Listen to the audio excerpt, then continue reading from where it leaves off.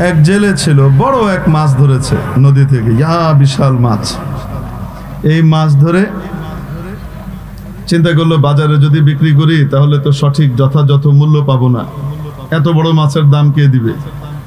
তো সোজা রাজ দরবারে চলে এসছে, রাজার সামনে এই মাছ পেশ করেছে। মাছ দেখে রাজা মশাই তো খুব খুশি, এত বিশাল আকৃতির মাছ তো আমি দেখিই নাই, এত বড় মাছ, এত সুন্দর।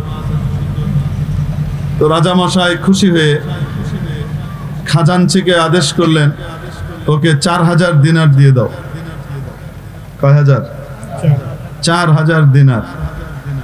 এক এক দিনার হলো, কুয়েতি দিনার না, এক এক দিনার হলো 1 তোলা থেকে বেশি, প্রায় 1.25 তোলা খাঁটি সোনার মোহর এক একটা দিনার। এখন হিসাব করে দেখেন তো দেখি, 1 দিনারের দাম কত বাংলাদেশে? 1 তোলা করে যদি সোনার টাকা হয় তো তাহলে এটার দাম বাংলাদেশে কত আসবে বর্তমানে? 1,20,000-30,000 টাকা মনে হয় এখন সোনার তোলা। জি, 1,30,000 বর্তমানে ভরি চলছে। এখন দিয়ে দিয়েছে কত কত? একটা মাছের দাম যতই হোক না কেন 1 লাখ টাকার বেশি তার হবে না, 2 লাখ টাকার বেশি তার হবে না, ধরলাম 4 লাখ টাকা হইল, কিন্তু দিয়ে দিছে কত? 4,000 লাখ টাকা। এই 4,000 দিনার দিয়ে দাও। খুশি। এখন এই বেচারা দিনার মাথা নিয়ে, দিনারের যে ঝুড়ি এটা মাথায় নিয়ে রওনা করেছে। পাশে বসা রানীমা, রাজার পাশে। রানীমার কলজে ছিঁড়ে যাচ্ছে, কারণ কি বলবো, she was A chicken hearted. বাংলায় আমরা কই ইন্দুরের কলজা, ইংরেজরা বলে মুরগির হার্ট।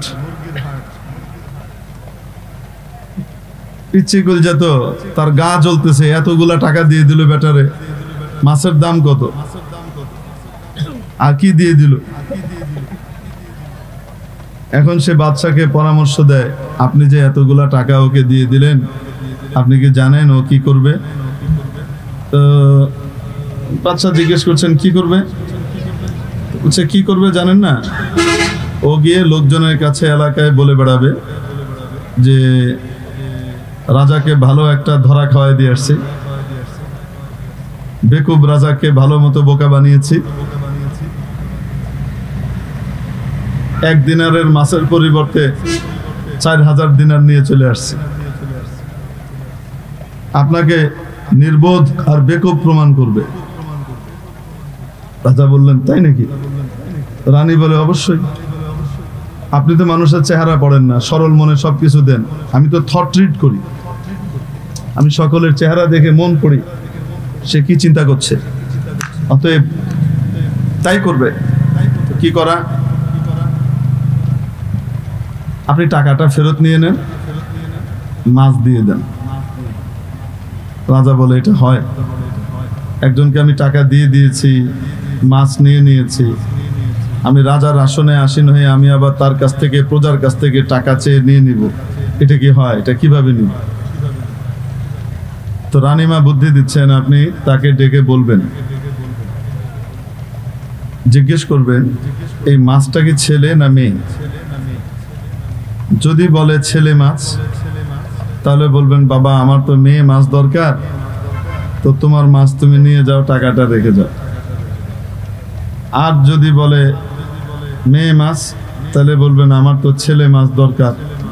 মানে একটা বললে আপনার তার বিপরীতটা লাগবে, এটা আপনি বলবেন, বলে মাছটা তাকে ফেরত দিয়ে টাকাটা ফেরত নিয়ে নেবেন। বাদশা বলে বুদ্ধি তো খুব ভালো, চমৎকার বুদ্ধি। যাই হোক, সবকিছুর পরে রানীমা কি করেছেন? বাদশাকে রাজি করাইতে, রাজাকে রাজি করাতে, কনভিন্স করতে সক্ষম হয়েছে। এখন জেলেকে ডাকার পরে জেলে আবার ফিরে এসছে, তো যথাযথ ভাবে উনি প্রশ্ন করলেন যে এটা কি ছেলে মাছ না মেয়ে মাছ। তো জেলে বাড়ি মনে হয় নোয়াখালী, কুমিল্লা, ব্রাহ্মণবাড়ি এরকম কোনো অঞ্চলের ছিল। বুদ্ধি খুব দ্রুত কাজ করে এবং প্রসেসর খুব হাই। মুহূর্তের ভিতরে সে চিন্তা করে নিয়েছে নিশ্চয়ই এর ভিতরে কোনো ঘাপলা আছে। তো সে সাথে সাথে বলছে, মহারাজ এটা ছেলেও না, এটা মেয়েও না, এটা একটা হিজড়া মাছ।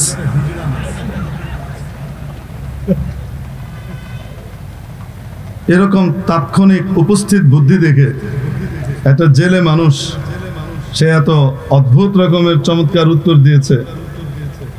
এই জবাব শুনে বাদশাহ আরো খুশি হয়ে গেলেন। রাজা বললেন, আরো 4000 দাও। হয়েছে কত? রানীর তো 4000 গায়ে জ্বলতেছিল, এইবার তো 8000 দেওয়ার পরে সারা শরীরে আগুন লেগে গেছে। এখন কি বলবে?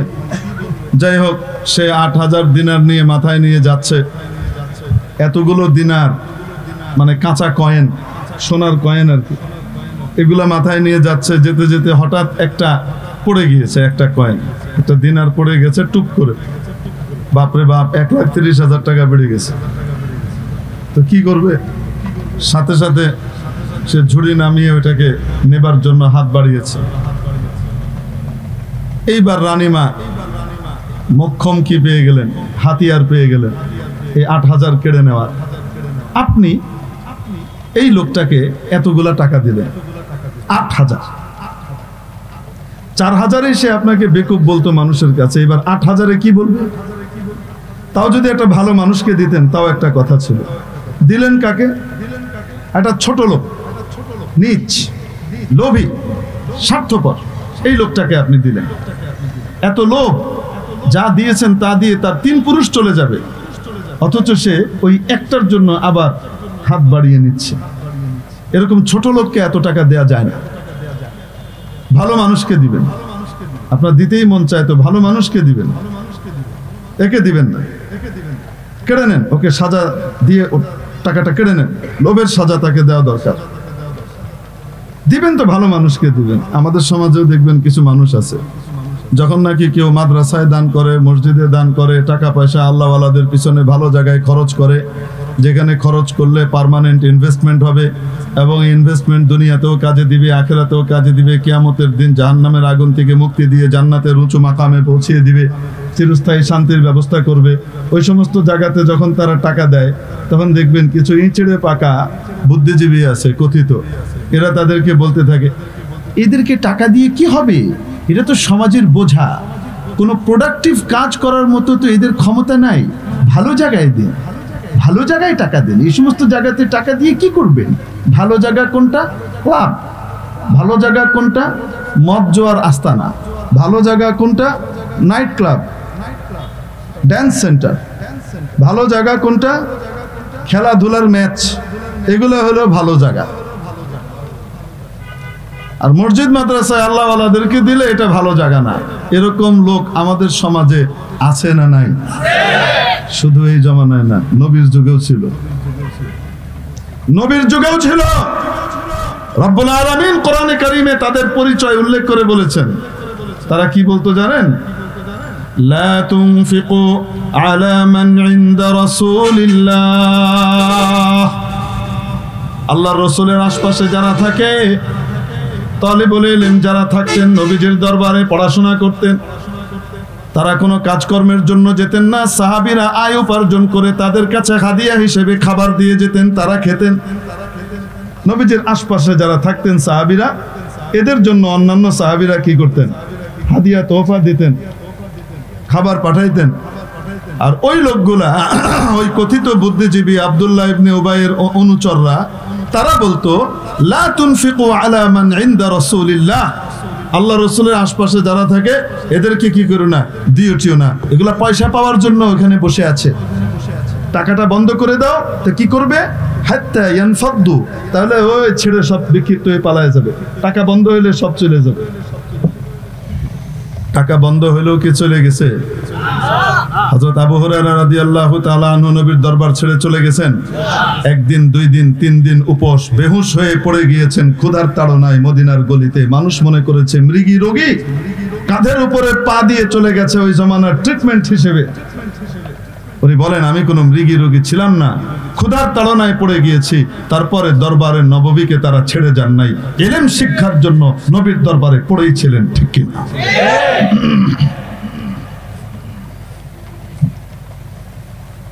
ওই জামানায় মুনাফিকরা যে কথাগুলা বলতো, এই মুনাফিকরা নবীর পিছনে এসে নামাজ পড়তো, এই মুনাফিকরা নবীর সাথে রোজাও রাখতো, উপরে মুসলমান ছিল, দেখাতো মুসলমান, তলে তলে আসলে ছিল অবিশ্বাসী কাফের।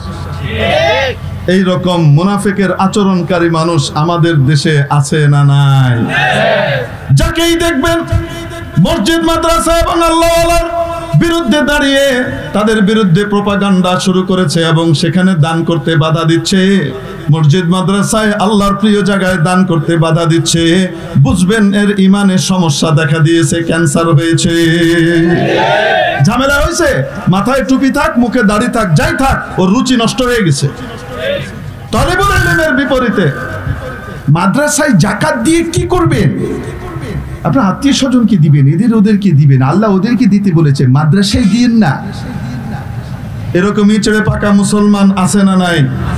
যতই মুখে সুন্দর কথা বলুক না কেন, কথাটা মুনাফিকের কথা, কথাটা কখনোই কিসের কথা নয়। আল্লাহ আমাদেরকে বুঝবার তৌফিক দান করুন। আরে আত্মীয় স্বজনকে দিতে কে না করেছে?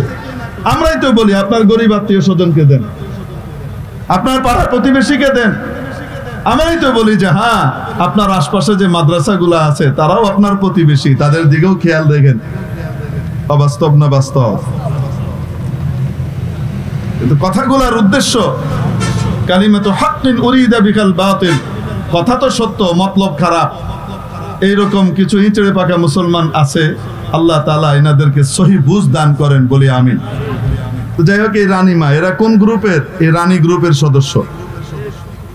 এই যে যারা মসজিদ মাদ্রাসা এবং আল্লাহওয়ালাদের পিছনে খরচ করতে বাধা দেয়, ভালো জায়গায় খরচ করবেন, প্রোডাক্টিভ জায়গায় খরচ করবেন, এখানে দিয়ে কি লাভ? এ কথা যারা বলে এরা কোন গ্রুপের সদস্য? এই যে এই রানীর গ্রুপের সদস্য। তো রানী বাদশাকে, রাজাকে বোঝাইতে সক্ষম হয়েছে যে হ্যাঁ, কি করতে হবে? এই লোভের খেসারত তাকে দিয়ে দেওয়াইতে হবে এবং তাকে সাজা হিসেবে এই সমস্ত ৮,০০০ দিনার যা দিয়েছেন সেটা ক্রোপ করে নেন, বাজেয়াপ্ত করে। আচ্ছা বললেন, থাক না, ছেড়ে দাও, নিয়ে গেছে গেছে। আরে আপনি কি বলেন? পচা মানুষের সাথে ভালো আচরণ করা, এটা ভালো মানুষের সাথে পচা আচরণ করার শামিল। শেখ সাদির শের আছে, নেকুই বা बदा करदन चुनानास्त के बद करदन बजाए ने के मर्दा।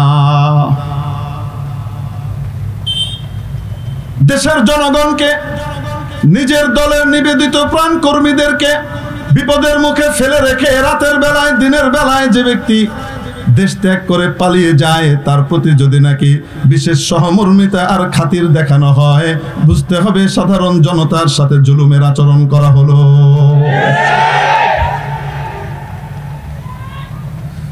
ভালো মানুষের সাথে খারাপ করা হবে যদি বাজে মানুষেরকে তাকে শাস্তি না দিয়ে তাকে যথাযথ আচরণ না করা হয়, তো তাহলে কি হবে? ভালো মানুষের সাথে খারাপ আচরণ করার শামিল। ওয়াজ বড় জবরদস্ত দিছে মহিলা, মহিলার জবাব শুনে এখন রাজা চুপ হয়ে গেছে, ডাক দিছে, এদিকে এসো। চিন্তা করে, হায় রে, একবার তো বাইচে আইলাম, এবার কোন বিপদে পড়ি। তোমার এত কিছু দিলাম, এটা দিয়ে তো তোমার 3 পুরুষ চলে যাবে, একটা পড়ে গেল, সেটা নেয়ার জন্য তোমাকে নিতে হলো এত সারাহ, এত লোভ, এত তমা, তোমার এত হিরস।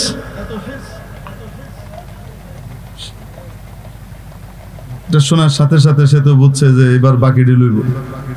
সে বলে, মহারাজ অনুমতি হলে একটু কথা বলি। বলো। মহারাজ, আমি এই জন্য এটাকে উঠাইনি যে আমার খুব লোভ আছে, আমি কেন উঠিয়েছি সে কারণটা ব্যাখ্যা করি। এই যে সোনার মোহর আর দিনারটা পড়ে গেল, এই টাকাটার মধ্যে মহারাজ আপনার ছবি অঙ্কিত আছে, আপনার নাম এখানে খোদিত আছে, আপনার নাম আর আপনার চেহারা মাটিতে পড়ে থাকবে। যেখানে মানুষ হাঁটা চলা করে জুতোর লেভেলে থাকবে, এটা আমি বরদাস্ত করতে পারি নাই, তাই আমি এটাকে উঠানোর জন্য নুয়েছি। রাজা কয় আরো 4 হইল কত? জি। এবার বাদশা কইতেছে, মহিলা যখন আবার বলে, মুখটা খোলা শুরু করছে, চুপ করো তুমি, কয়ে তারপরে কইতেছে, শোনো, যে বেটা তার বেডির সব কথা শুনে বাস বিচার না করে, কোনটা নিতে হবে কোনটা নিতে হবে না, কোন পরামর্শ মানতে হবে আর কোন পরামর্শ মানা যাবে না, এটার বাস বিচার না করে শুধুমাত্র কি করে, বউয়ের সব কথা শুনে, বেড টাইনের সব কথা শুনে, তার দশা এরমই হবে, 4000-এর পরিবর্তে 12,000 খোয়াইব। এজন্য বেগম সাহেবাদের পরামর্শ শোনা যাবে না। কি বলেন? যাবে না? যাবে না? হ্যাঁ, রাসূলুল্লাহ সাল্লাল্লাহু আলাইহি সাল্লামের জীবনের দিকে তাকালে আমরা দেখি, নবী পাক সাল্লাল্লাহু আলাইহি ওয়াসাল্লাম হুদায়বিয়ার সন্ধির সময় হযরত উম্মে সালামা রাদিয়াল্লাহু তাআলা আনহা আম্মা জানের পরামর্শ শুনেছেন এবং সেই পরামর্শ শোনার কারণে গোটা উম্মত বেঁচে গিয়েছে। আবার নবীজি সাল্লাল্লাহু আলাইহি সাল্লামকেই দেখি ওয়াফাতের আগ মুহূর্তে আরেক আম্মাজান এক পরামর্শ নবীজিকে দিলেন, আম্মাজান হাফসাকে সাথে করে নিয়ে গিয়ে নবীজি সাল্লাল্লাহু আলাইহি সাল্লাম সেই পরামর্শ অ্যাকসেপ্ট করেন নাই, গ্রহণ করেন নাই, শুধু তাকিয়ে বলেছেন, আনতুন্নান নিসা, তোমরা মহিলারা। কও একটা ভিতরে দেয় আরেকটা, আর কিছু বলেন নাই, কও একটা ভিতরে থাকে আরেকটা, এটা রাসূল বলেন নাই, শুধু বলছেন আনতুন্নান নিসা। আরেক riwayate আরেক শব্দও আছে। মেরে মুহতারাম দোস্ত, এই জন্য নবীজি তার স্ত্রীদের পরামর্শ গ্রহণ করেছেন, আবার করেন নাই। আমরা যদি বলি যে আমরা বউদের কথা শুনবো না, এটা কোনো ব্যাটাগিরি না। বউ যদি সহি পরামর্শ দেয় আর সেই পরামর্শ আপনি না শুনেন, তাহলে পদে পদে মাইর খাবেন। আর শুধু মাইর খাবেন না, ধরা খাওয়ার পরে বউ উঠতে বসতে শোনাইব, শুনেন না আমার কথা, শুনেন না, শুনেন না, আপনার তো বহুত পরামর্শওয়ালা আছে, যান।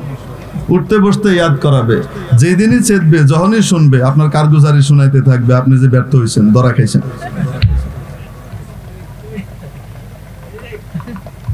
অতএব শুনতেও হবে সহি পরামর্শ, সেখানে ইগো প্রবলেম থাকলে হবে না। আবার আমি বিশাল বেটা এটা মনে করা ঠিক না,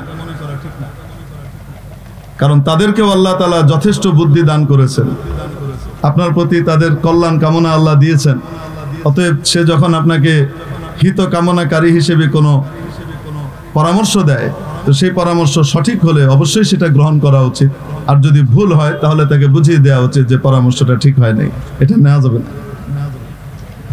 যাই হোক, মেরে মুহতারাম দোস্ত, বলছিলাম রাজা বাদশাদের অঢেল সম্পত্তি থাকে, এরা যখন যা ইচ্ছা তাকেই তা দিতে থাকে, ঠিক কিনা? দিতে থাকে। এই যে দেখেন না, এক মাছের পরিবর্তে 4 টাকার মাছ কয় টাকা দিয়ে কিনছে? 4000 টাকা, তারপরে 8000, তারপরে 12,000 দিয়ে বিদায় করছে। এইরকম রাজা বাদশার দয়া দাক্ষিণ্য এবং করুণা থেকে বঞ্চিত হয় ওই লোক, যেই লোক রাজার সময়ের প্রতি খেয়াল না রাখে।